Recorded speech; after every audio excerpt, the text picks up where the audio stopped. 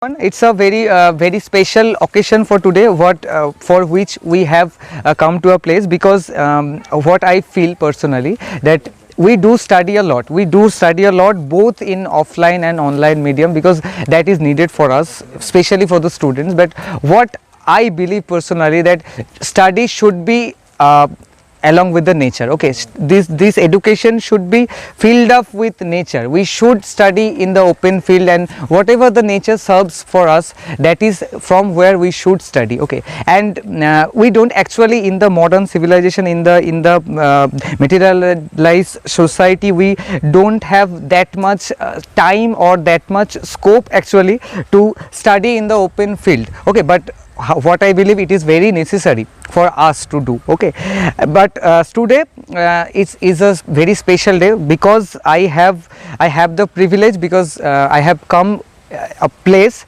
with my very encouraging some of the students from my school, the institution named St. Xavier's Public School, a very prestigious institution for me. Okay, I have with my students, okay, along with me, they will accompany me for a very special program, a field study regarding a field work, regarding a topic of plants. Yes, why I am telling this, it's about the plants, because we know in nature there are lots of plants. There are everything surrounded us is, we can say, is very correlated with plants, and without plants no animals can survive, to be precise. Okay, no animals can survive without plant, and we should know about plants. Okay, and in the earth we are very privileged, and we are very generous to have such beautiful diversified kinds of plants all around the world. Okay, but what I have already told you, that we don't have that much scope to actually observe all the plants. We have with the animal association, all the animal association is entirely, I personally believe, and it's not just my words, it's, to be precise, it's very true, that entirely all the plants, all the animals are dependently or independently associated with plants. Okay, without plants, human or any animals association cannot survive. Okay, so we actually don't have that much liberty or that much scope to study plants in very detail, in very minute level. So today is a very prestigious day, because I have that scope. Okay, I have I found a time where I have come with, along with my very intelligent, some of my very intelligent students, we are representing St. Xavier's Public School. Okay, so today I have come here to study few of the what we could do in a very short time. Okay, we don't have much time, so what we could do in a very short time, we will try to study some of the types of plants. Yes, some of the types, because I cannot, in a very short time, I cannot distinguish all the types of plants. In nature there are lots of different kinds of plants are there. So what we will study in this tutorial, in this short project, in this short initiative, we will try to focus on some of the very popular or some of the very important topics of plant. Okay, so students, please join with me, accompany me with now I have come to a place where I could show you the first types of plants, that is the hydrophytes. Hydrophyte means, student, the plants which grow in water. Okay, so we will study some of the plants, some of the flowers that grow in water. Okay, so what are the very common type of plants that grow in water? That means, give me some example of hydrophytes. Lotus, water lily, these are very common examples of plants. We are in a place where we will observe some of the hydrophytes, of which the water lily and lotus being the very common. And can you see, there is a water filled pond. It's a very village type area. It's a village where we can see there is a pond, and in which there are some of the water lily that has been grown, that has been surviving in this water atmosphere, and that's why they are called hydrophytes. Okay, so we know the hydrophytes, that is lives on water. So we'll study the some of the adaptation of these hydrophytes. Okay, so please students, come, please join with me. Join with me, bas. So can you see the first of all the very major adaptation what a hydrophyte or what a water lily have? It's about its leaves. Okay, so can we see, take a note student please. Okay, you were please requesting to take a note. Yes, Okay, sir. so we can see the very big leaves there. Okay, so leaves are very big. We are watching the leaves are very big. So this is the main first adaptation of the hydrophytes. This is one of the most important adaptation of hydrophytes, especially the water lily. And why these leaves are so big? Can anyone answer from you? Can anyone answer? Because Yes? it can't hold the water. Because it can't hold the water, that is a major point. But why these things are very big, these leaves are very big? Because we are watching the leaves are already floating. The leaves are already floating in the water. It is not submerged into the water, right? It is not submerged into the water, rather it is floating on the water. So because from this conclusion we can conclude that the leaves cannot float to the water, because the leaves has to lift the flower onto the surface of the water, and that is what it takes. The flower has to float on the up to the water. Okay, so this is the one of the major adaptation of hydrophytes, mainly the so the leaves are very big, and it is just to it has, why this is very big? Because it has the presence of air. The leaves has a very presence of air cavities inside it that holds the leaves to lift on the water. Okay, so this is a very important adaptation of the lotus. Next, we will observe the plants. We will observe the flower, the water lily flower. So can you see the flower? The flower, most of the flowers are floating on side up to the water, but it is very natural that sometimes we do see that the flowers is also in the direct contact of the water. Still the flower does not hold any water. Why? Can you answer it? Because the flowers there is a waxy like structure on the surface of the flower. So the leaves of the flower does not contain water. That's why the water actually roll off from the flower, from the surface of the flower. Okay, that's why the flower does not contain any water. Okay, please take a note on this. And next adaptation is the flower, the leaves itself. We are watching the leaves, though the leaves are already up to the water surface, still it does not contain any water. Can you see there is any water on the leaves? No, there is very little water, but the leaves does not contain any water. Yes, sir. Okay, why does it so? Because the leaves has a thick cuticular structure. If we had the opportunity to take a leaves and observe it, we will feel that the leaves has a waxy coating like structure, the cuticular structure that prevents the leaves to lift off the water on the surface of it, because it cannot take water inside on the upper surface of the leaves.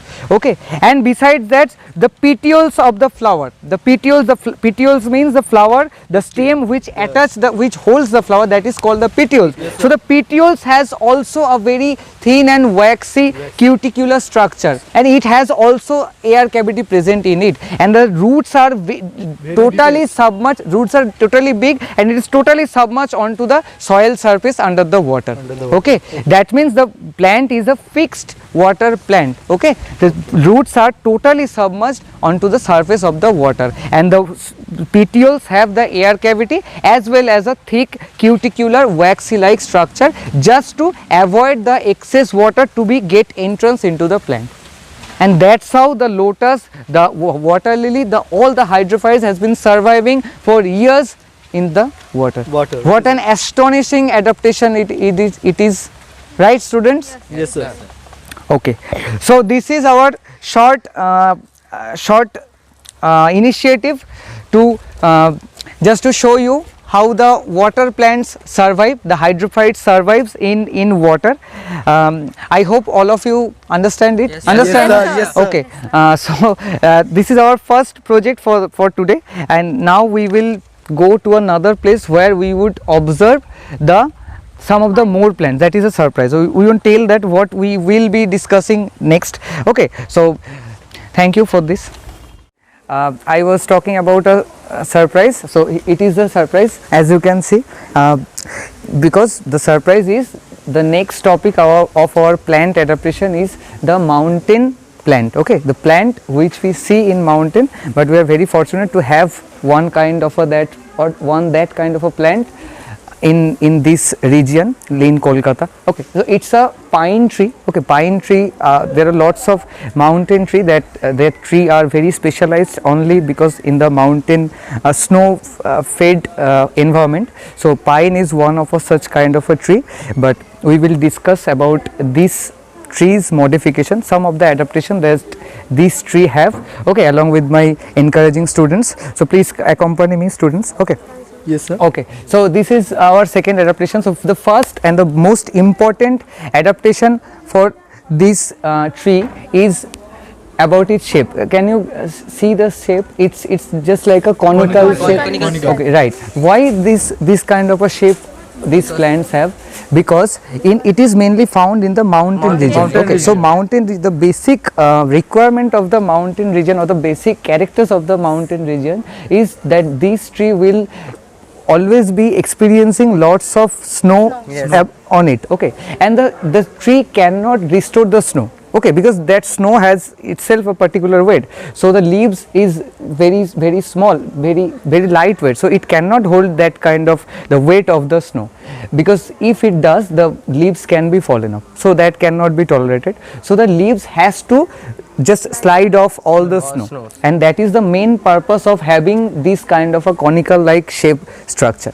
Okay, so the basic modification or the basic adaptation of this tree is just this kind of a conical shape. Okay, apart from this pine tree have a lot of other modification, like the leaves, especially the leaves, they are, you can see it is a needle like shape.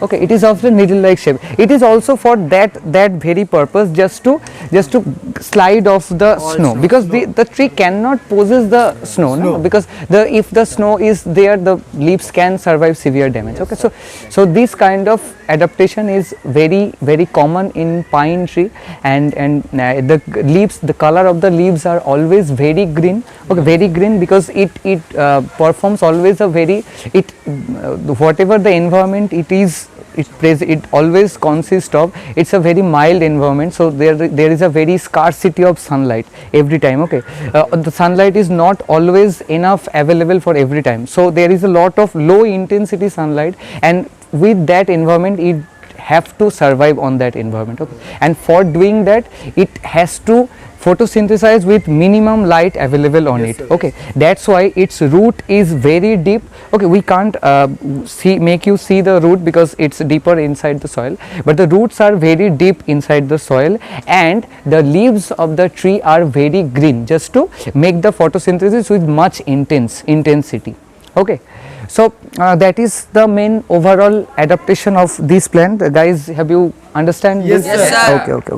So this is for our second modification of tree about the mountain plant. We have before that we have discovered how the water plants survive, and now we have discovered how the mountain plant survive. There is a lots of mountain plants too. It is a pine. There are lots of other mountain plants like pine, fir, cedar, oak. There are lots of other mountain plants are there which do have this kind of certain adaptation, and that helps the plants to live in that particular severe environment. Okay, because plants are everywhere in the world. Yes, plants has to survive, only then animals will survive. Okay, so these are the basic adaptation. I have tried my level best to show you what kind of adaptation this tree perform. Okay, so I hope you enjoyed it. Yes, okay, so this is it.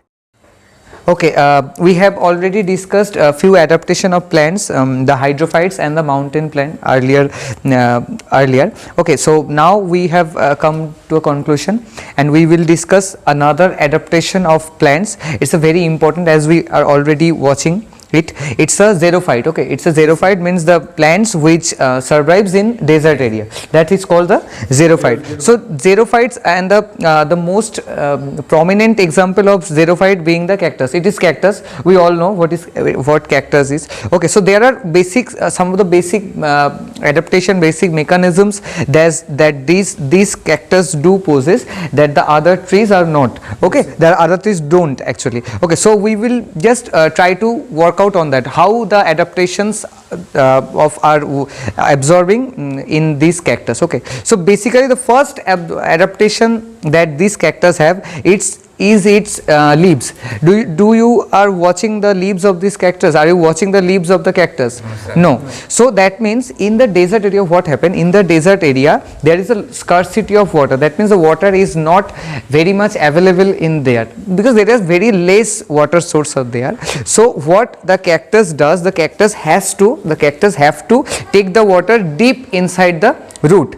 And we all know that in the terrestrial environment, the leaves from the leaves, there is a modification, there is a mechanism happen, that is called the transpiration. Yes. That means water is lost from the tree, from the plant in daytime.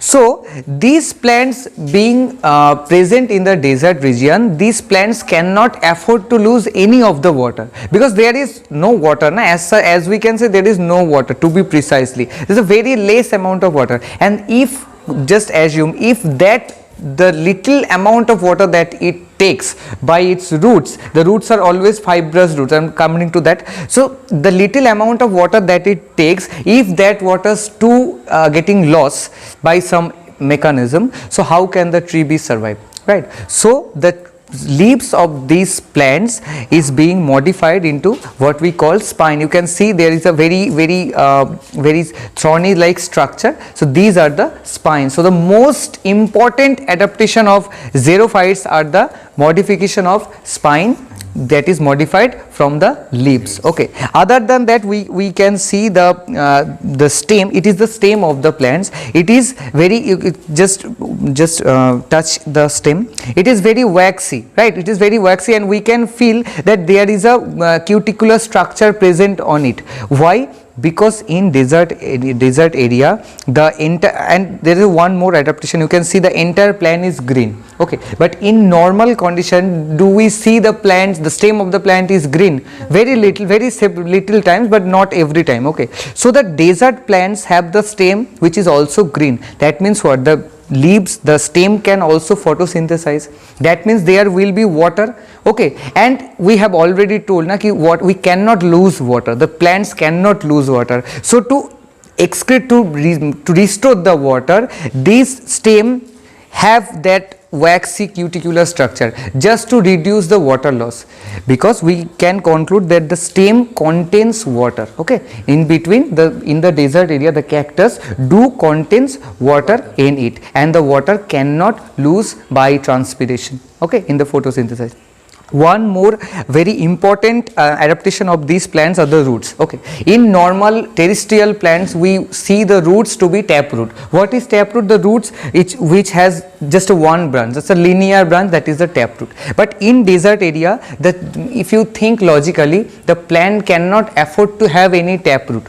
Why? Because taproot will have just a limited allocation of water. It will take water from just the straight line, just the line it is consist of. So what it does, it spread its roots. Okay, so there are the roots are in the form of the fibrous root. Okay, that's what is the purpose of the fibrous root, just to absorb the water as much as it can. From whatever the source are present, whatever there is a source, the trees just takes up as much water as possible by its fibrous roots. Okay, so these are the very few basic modification, or we can say the adaptation of desert plant, the xerophyte. We have already discussed the two other things, and this was being the last one. So I hope all of you understand how plants are surviving for years in the plants, and thus we are also surviving. It's a very interrelated process. We are surviving just because there are plants. Okay, so we need to know about the plant physiology and everything. Okay, so we have tried through this video just to show everyone. We just try to be aware of the diversity of plants. There are lots of diversity of plants. We cannot discuss everything of the plant. There are lots of differentiation. There are lots of different types of plants are there, but we don't have the scope to discuss all about that. So what we have done, we have just discussed how much we can do with our minimum resource, with our minimum scope, with our minimum availability. Okay, and I think that will help you Okay, so this is it for today, and hope in the next time we will come with another project.